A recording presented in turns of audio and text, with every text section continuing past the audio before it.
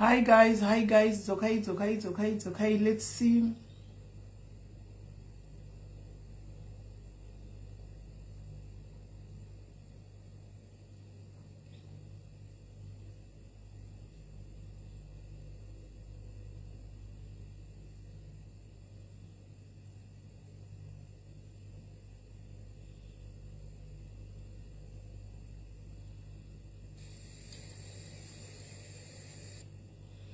Right, chingosvika 200 guys, titange kutaura 200 hai nenda neta manje plus I need to prepare for work tomorrow kubasa. I'll see you on Wednesday.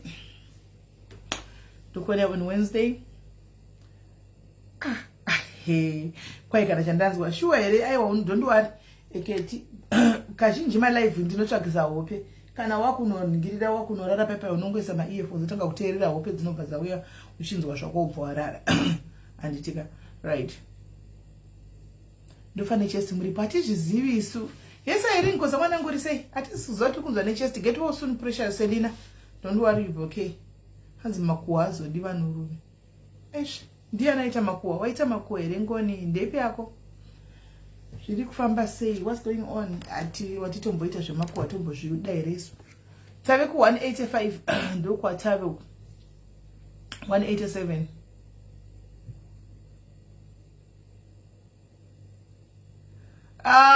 get to the serious ndo zvataura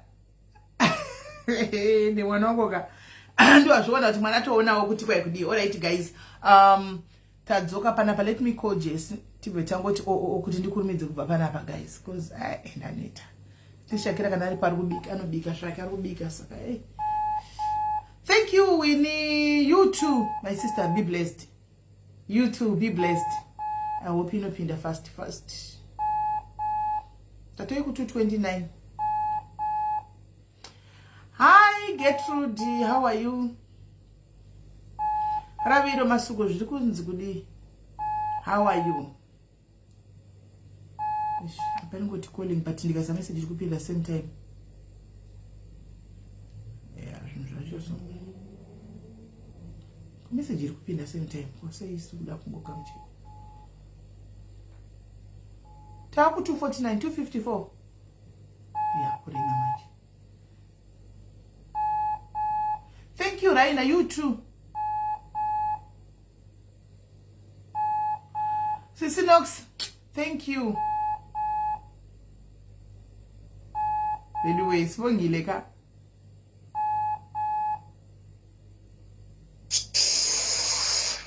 I'm good. Hi, Jessie. How are you? Taswera ndi dada towe wari tifoni yako nchingofona pa isiri kupina ngati ko zviri kufamba sei kuri sei mwanangu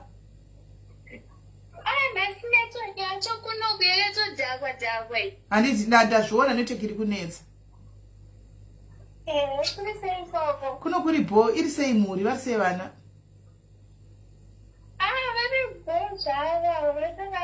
handiti right mwanangu ndoziva kuti takaronga kuti unofanira kuti unotora sisi uinde navo kuna hanzvadzi vaya kuna madzibaba vaya wakazombotaura navo andina ndakabvunza nezuro nasisi Jesi akati havasati vandipa madirection saka namasasi ndavabvunza zvakazvadzidzao madirection ei ekuti vandiudze kuti ndinofamba sei so zvimwe zvavanga vakati vachabvunza. Okay.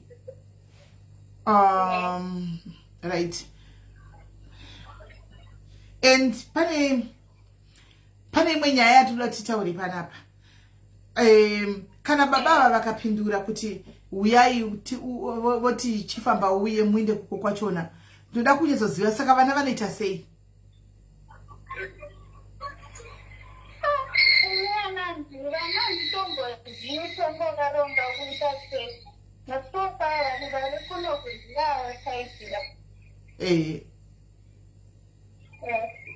Saka ndoreva kuti let's say sekuru baba vati uyai wakwenda kunotora sisa nditi kuti muende vana vanosara nani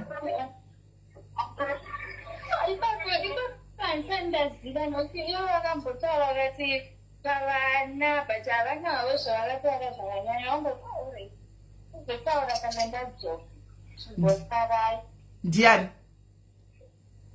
iwo hasisi jesu akuru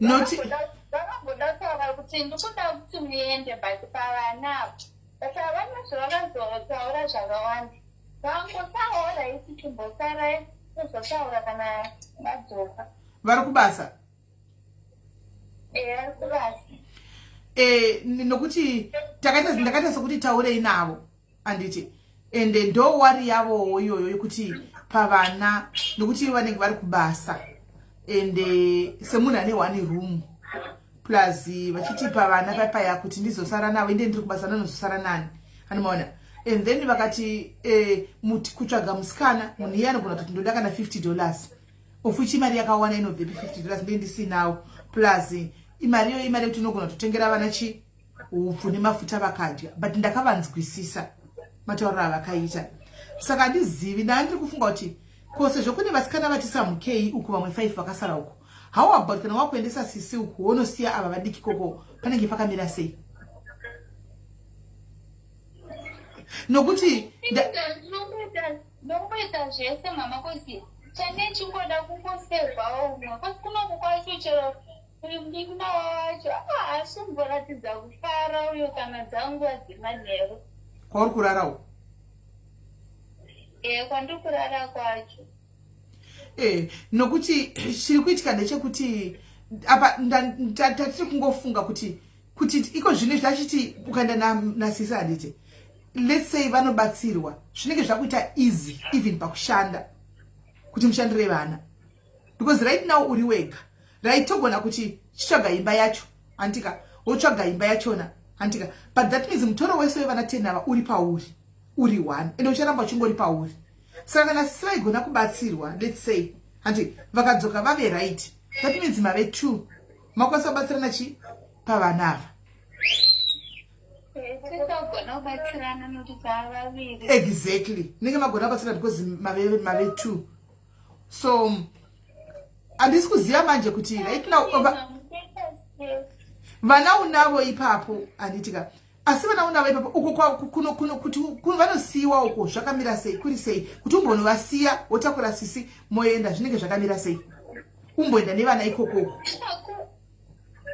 kuvasiya kuna kushata asi challenge ndeyekuti chero ndikavasiya avacho akushandiwe kauko hakunototi vanokwanisa kuzoti ai ona let's say wanovasiya handiti wanovasiya kokune vasikana vati kurema 17 18 anti kwakusiya watenga hupfu chikafu chekuti vadye handiri kunzwisisa because zvakafanana chero kuda kuti uvasiye kwajesi ikoko handiona kuchadiwa musikana webasa kuchadiwa futi still chikafu saka kuti unovasiya kune vamwe vavo zvingatoenani kuti tirege kuramba tiri mutoro kune chi especially noti iwewe wega uri 1 hazvina problem but pazoita vana ava ende kuti titizve utsvage room ikoko vana ava vanosara nani still noti mazera evana vavo nawo une 6 years 3 years havakwanisi kusara vega vadiki saka mungazokamusikana kadiki mukatesaaakutoshandira 3 years yes vana vadiki saka chero room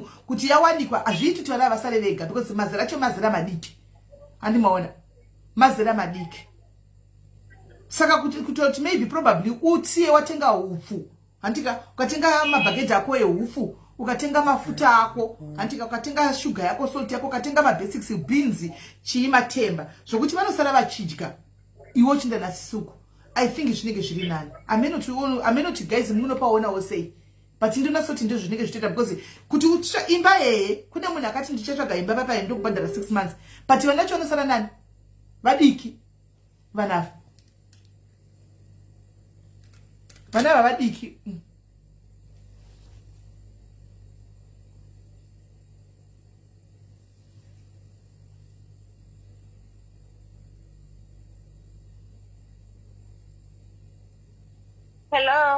hello vana vadiki ndo pari kundinyanya kundinetsa ipapa about kusara vega vangasari vega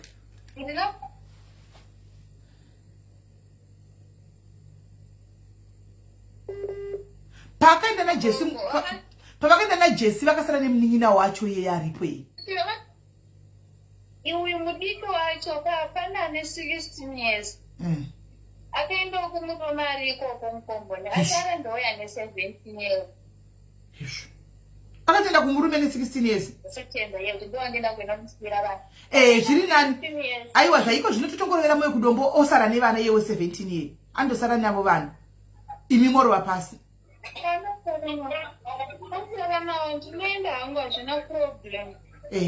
Saka vatimisa manje ndisekurava kuti ndiyanjadza kuti zoti unogona kusimuka rini ndo vatimisa. Kuti vatizo tinokusunga because devanga vatotaura woto kana kuti vakandoti chero ngavauye kana pa weekend kana chi wotosunga iwo unofana kusiya vana usiya wagadzirira vana.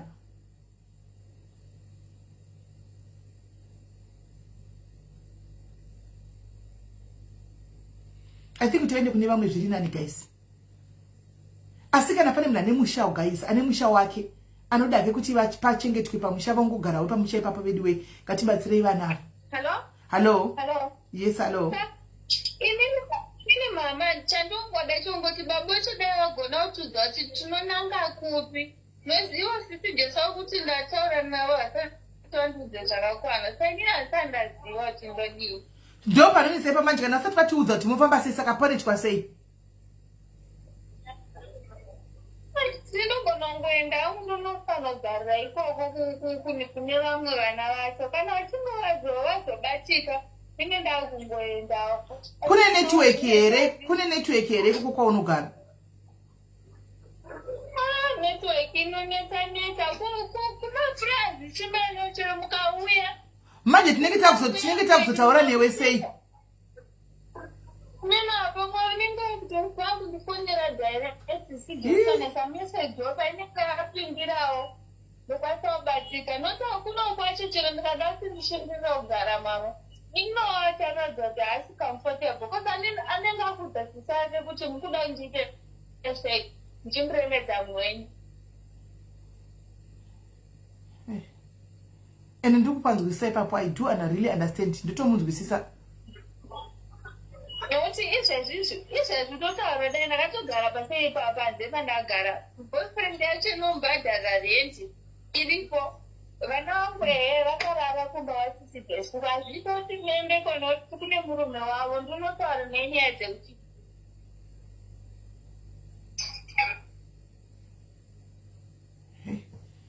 halo ya ndirikunzwa alright. Saka ndoti chii ndomira ndozokufondera neWednesday tionoti vazamba vanenge vabatika ndi kana iwo kavabata mangwana chechewo vakati uyai weni iwo mari unayo wotokwira wongondiudza toisa mari yechikafu wotenga chikafu wonosiya vana mapazi wotenga chikafu wosira vana chikafu wochindudza kuti muri kusunga rini andiwana maybe timirire answer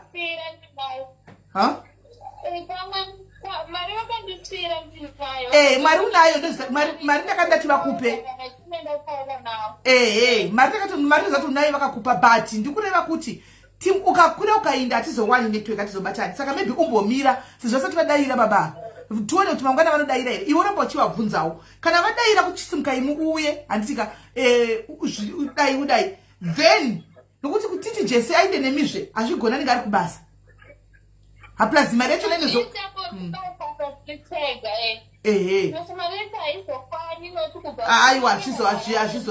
aiwa hazvizoiti so maybe ngati tangodaira wotsanangurira kuti toenda kumba here todii notinachova musi wakafonerwa tiri panapo vakatojamba vana kudaira zvinhu zvinonzwisisika saka ndodii zvanzi handitakudzai amene vakazonzi vakafonerwa futi here papona isisipo pasisi vanga vatosimuka vaenda vamuroti vachitoti ndetaura navo vasati vandiudza zvakazara kuti ndodii pavantiunawo dzakangomirira udanzwa kuti vanoti upindura kuti chii pamwe ninge vari busy.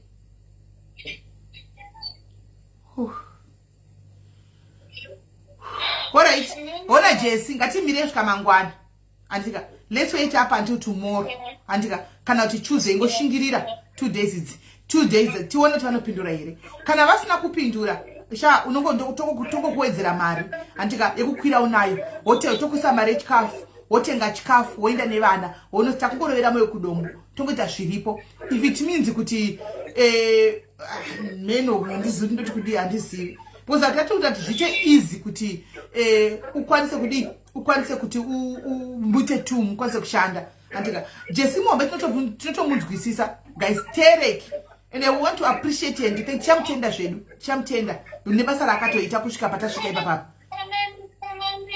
zvidzidzisana chimbecho vane room yavanoshandisa kumboka munin'ina wavo kwandinorara havasi vanobhadhara rent ane munhu anombhadhara rent murume saka murume anomboita achiuya kuku akandisanangurira anogona kupinda otogara saka iye azondiudza kunoradza mamudzi kaunokomplena nasisi haudzo anozomangudza kuti naininiita uno murefu ndosvitongoripo aiwa akataura hake akandiudza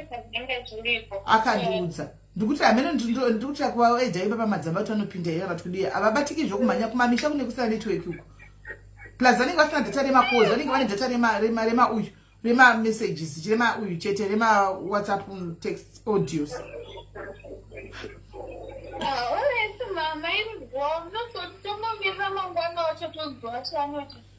iye Jesse rega nditrai kufanira chisocho ndione kuti angatrai kuvabatedzera chinzoti vari kutiwo chii then mangwana tichizotaura alright iwe ingogara wagadzirira kuti kana chadai woinda unotenga unongonosiya vana uzodzoka wotenga chikafu chevana onda nacho alright Jesse zvakaoma ngenditrai kufonera Jesse macho mukuru chona panodaira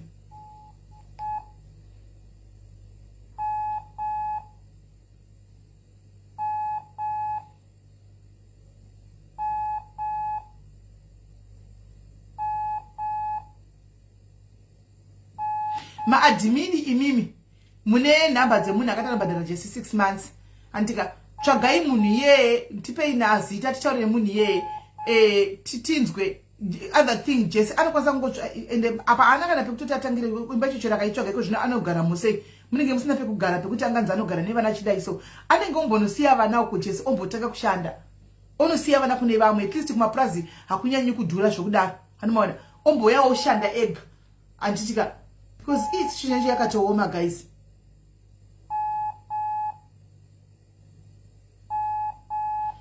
zvonetsa fai kunana kutauni uko kuti munhu mwana we17 years asara nevamwe vana pakaitika something inogona kuti backfire wangu inogona kuti backfire at least kumakomboni kumapurazi kunenge kune vamwe variko vanotarisawo mumarokesheni monetsawo inoti backfire inotidzokera vangwana ngatishandisei ungwaro yejesu haisi kupinda yejesu haisi kupinda guys yejesu haisi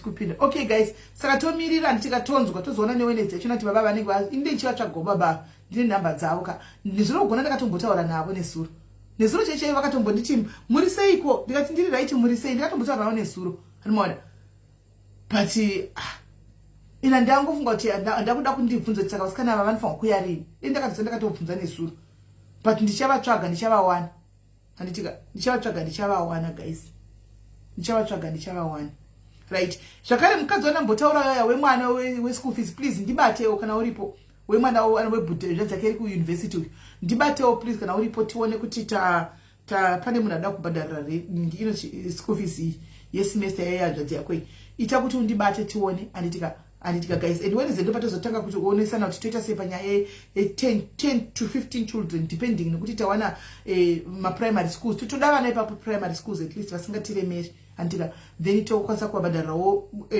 school fees dzachona vane kuprimary school pamagovernment school vana venherera handimaona tozotaura nemusi weWednesday akatopora Jesse Florida kutopora chako uyo matomuzwa nevoice rakachinja saka tokwanisa kuti tibatane neWednesday guys andika tobva taenderera mberi anditika guys so regai ndinde guys ndikadzira kuenda kubasa apana chakaipa guys mabholo edu ari kubudirira mberi hatisi kumira and we are unstoppable munoziva as diaries guys I always tell you diaries it's a ministry yes akufona back hello Mike hello muri sei masora sei mushe zviri sei wako mushe alright nyaya yatakataura iyi yandaifara naJesse saka ndangomuti naijesi how about umboenda uko anditika kune vamwe anditi nokuti raitina kuti utsvage imba hazvimeke sense because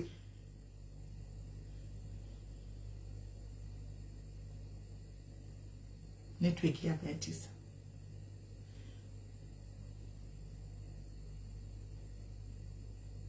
network yapa yaenda yake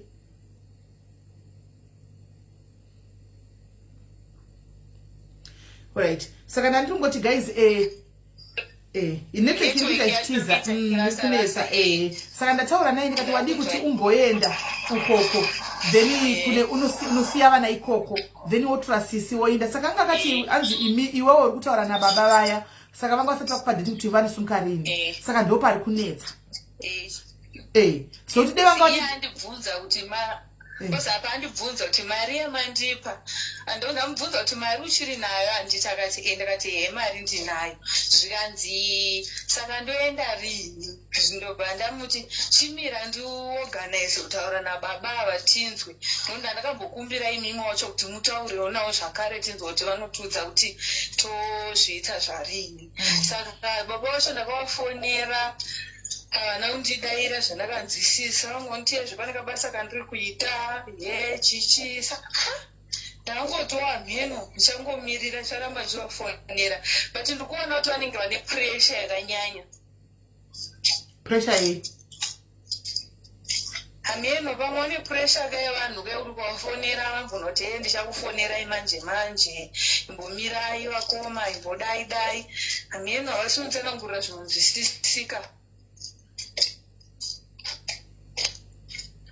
Halo. Ndikunzwa. Ko vane kuchikoko kuchinoi kwamakaenda vamwe vaya kwamakaenda kuchinoi avagoni kubatsira. Vaenda tisinombobvira tatanga nhau yacho asi nhau yatanga takatanga inhau yekuti vazopedza munamato yacho yanga yakatangwa nevavo kosi vanga vakangonyeurirwa vakati ndinokumbirawo ndimuri kudhuze kuti muzondibatirawo munamato wamai avo wakati ndobva vanzwisisa kuti pane munamato uripo unoda kudi uri kuda kuitwa saka vaingoita munamato avanototogara tichitaura nawo because chatoda kuita katoda kuti Jesse basa rawakabata ihombe mnina wangu wakatora munhu wasingazivi chota stranger ukaisa mukati mupenyu wako naizvozvi ndino understanda une one room une munhu wako apa panenge pane vana vafange vari mumba imo vakavata totiwo kumunin'ina wako kwacho hazvibudi toti kumunin'ina wakozve ane munhu wakewo Jesi anofange aripo saka zvaizvozvi hazvisi kunyatsobuda setup yacho haisi kunyatsobuda picture yacho haitobudi zvakanaka nekuti kana pari kuona vana vachinge varipo ininiwo nemurume tinenge tiri pamba hazvizopi chimiro chakanaka saka ine anangoona ngoti kana iye wacho kana akasununguka kuti anomboenda kumba zvenguva diki diki aiwa akasununguka zvake akasununguka ndataura naye nini saka iye manje ndandamuchimira mangwana tonoti baba zvezvo Jesi achiti akavaisira meseji vanobatika here kana vasina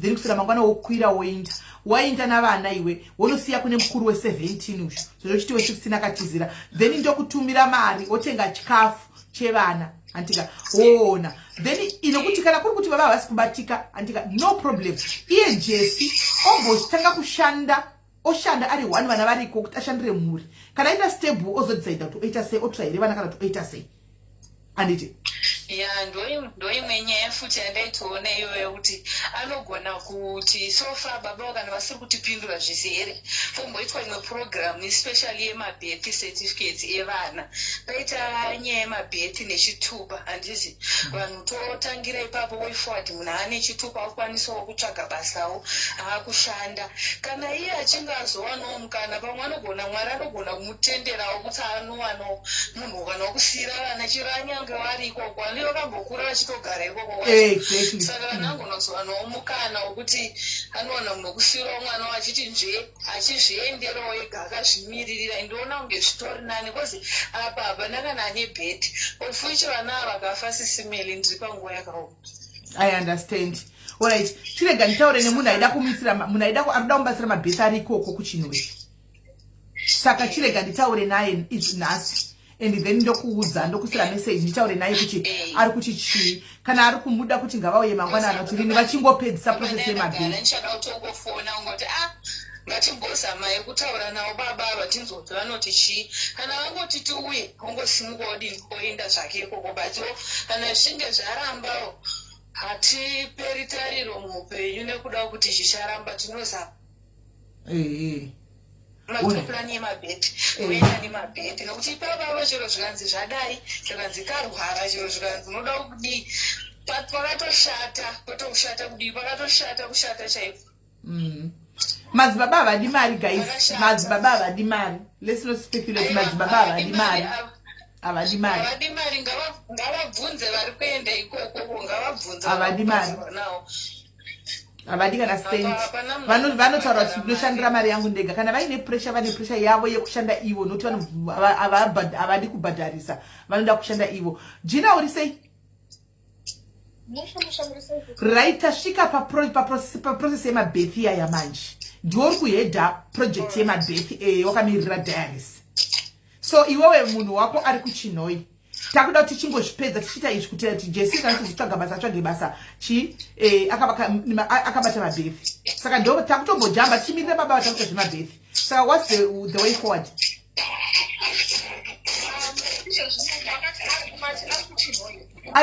muri kupi jesi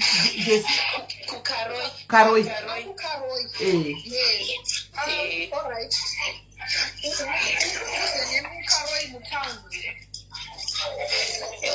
Kuduse nekutawana kumboze kure paduse. Alright, constituency no constituency yako iri papi. Andisunzisisa. Constituency like kuti anti tinoza kuti Zimbabwe ine ma constituencies different constituencies ya iri. Hello. Ndikuti MP wekwamunogara munoziva kuti ndiani here?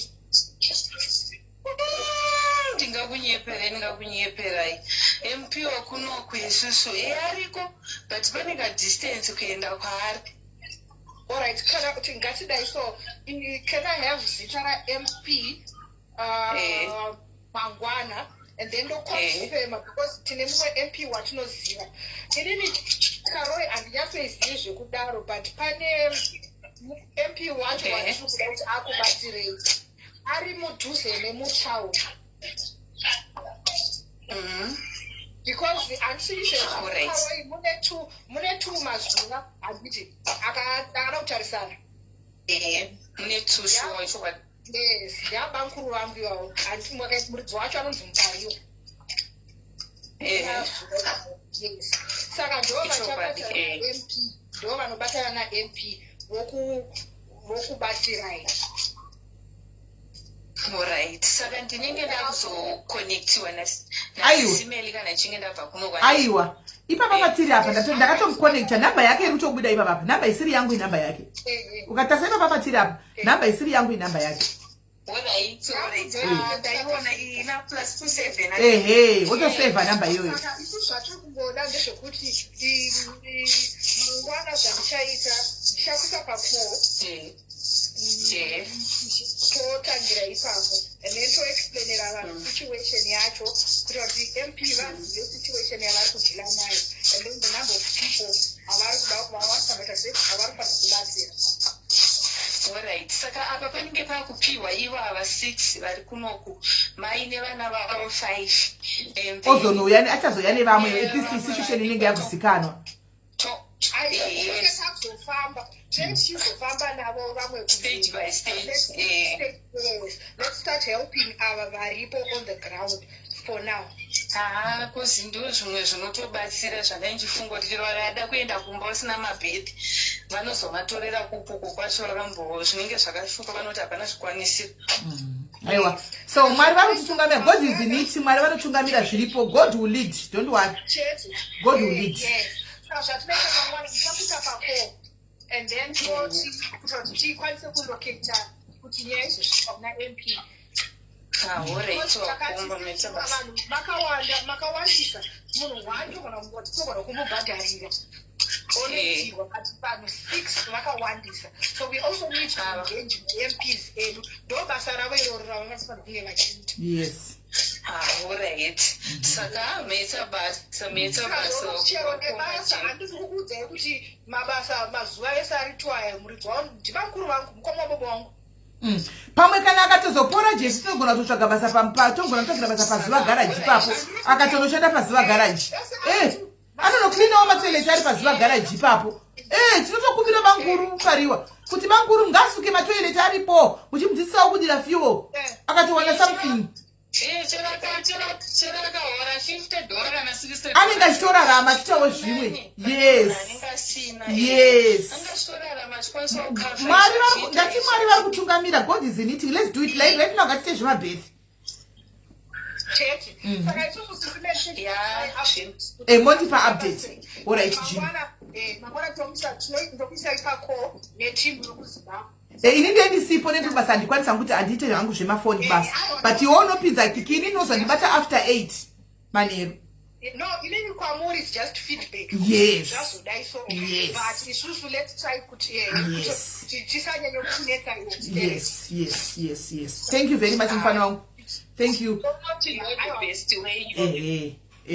Saka alright, just tinokutenda tichazokutenda heduwo ndikatimbotanga tadhila nezvokuti tione kuti uyu vaita kuti mabhethi aitwe then tiwane kuti tirerutsirewo munin'ina wako mutoro uyu newe wacho antiwana then tozoona kuti toita sei tichinda takadaro.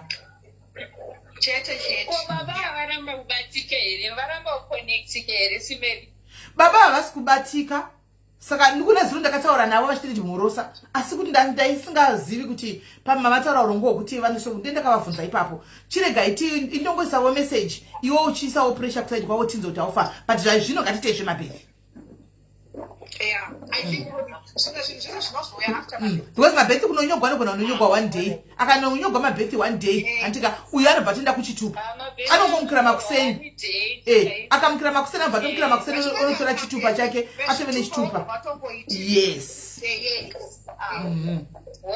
Saka regai ini mangwana ndichaorganiza kuti ndikwanise kuenda kukumba ndaenda kumba ndosvika then lega ngaita competition. Saka ini chingobvunzai vanhu vari around patinozofonerana isusu tinenge taura kuziva kuti ndiye here MP wacho mumwe chete newangu. Inini wangu ndakanganwa zita but inini also just ask so that pandokudisai nampariwa vanongoconfirma kuti ndiye inini garai maziva MP saka ndenge ndakubvunza munhu ari ikoko utatibvunzire zita raMP then ndobva ndakusenderai pawhatsapp nhasi mandivanhu ndichanoonesa message aitingi mangwana ndiye wacho watinoshandidzana naye kana angori iyeye chete just know kuti kahwana. Tombobvunza vese nokuti vanolidha masaidzi akasiyana umwe anenge ari umwe anenge ari bhiri zvichienda zvakadaro. Chikuti handichanyasokuziva ndakakuuya but my directions acho ndakazotanga kudirector but kusaidi rekuti vachibva kuchinhoi kusaidi rekuright kumalocation kunonzi kugomo kau zita rekuti kugomo manje but ndakabva kusvika ndakati MP wacho kudzimba dzekutanga kaizvi uchingopinda mukaroi kune kuraiti kwako kune dzimba dzekutanga dzakawanda so aiwa ipapo unotena nepamberi almost wafura pahotel. Alright. Tafura hotel karoi hotel. Yes. Anti karoi ndo iripadhuze nepane zuva ndo hotel iripadhuze nepane zuva. Saka kuri kuright kwete kuleft kuma location kana kuri kuright saka alright. Saka regai ndichakonfirma mangwana ndakonfirma mangwana ndonzwa kuti vari kuti chiivo zita rake ndiani and then ndobva ndatumira pafoni penyu CCTV and then mozotudza kuti ndiye here kana kuti haasiriye kana asiriyewo tongotsvagawo uye chaiyo mira aiwa kana asiriye vanongotaurwa kuti kune nyaya yakati iri kusaidi kwako and then obatsira ari kuwatei. It's not a problem. Well done, Team Diaries. Thank you, guys. Gina. Hello. Murikwenda kubasa. All right. No, guys. Thank you very much. Jesse, we'll talk again. Bye-bye.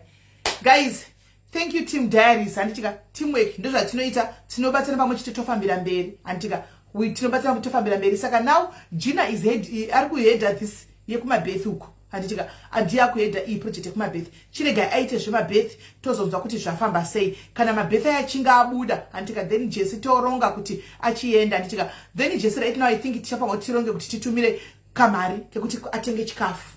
Anditika, atenge chikafu chekuti adye nevana. Ipapo right now nekuti maybe vazokwira vachienda kumabhethi kwacho nekuita sei handimaona tofanwa kuti tivatumire kamari handitika kekuti tidaro saka ndichingozokudzai guys kamari chataura nhasi cheratumire mari nhasi vakwanise kunodi kuti vaende kumabhethi nekuti atenge chikafu pavari apa kuti vana vakwanise kudi vakwanise kudya handimaona so guys ini ndakuenda handitika ndakuenda guys regai ndibaye aiwa ndozvatinoita padiaries ndosaka ministry wedu munoona unoatakwa ndida kuti mugari makazviziva izvozvo ministry ndisachiti musaenda kunopindura mani siyai zvakadaro ministry unoatakwa ministry unoita give back to the community ministry unongoinvolva vanhu unoatakwa because remember the devil anenge asingatofari anenge achifunga kuti paite skata tofanwa kuita peji remakuhwa we are supposed to be page remakuhwa tichiita page remakuhwa rekutukana rekurwa and then the devil will be very happy because ndo kwari kudhonzera vanhu ikoko handimaona but now isusu tikudhonza kuti no uko atiko tiri kuita izvi handitika zvakanaka zvinodiwa so unogara uri patarget handimaona so do not despair do not vhunduka musavhunduke handitika God is in control tinotomira and the more yatinenge tiatakwa the more yatinosimuka the more yatinotoenda kumberi atitomiri they give us power rekuti tinotoramba tichifamba ende hatimiri handimaona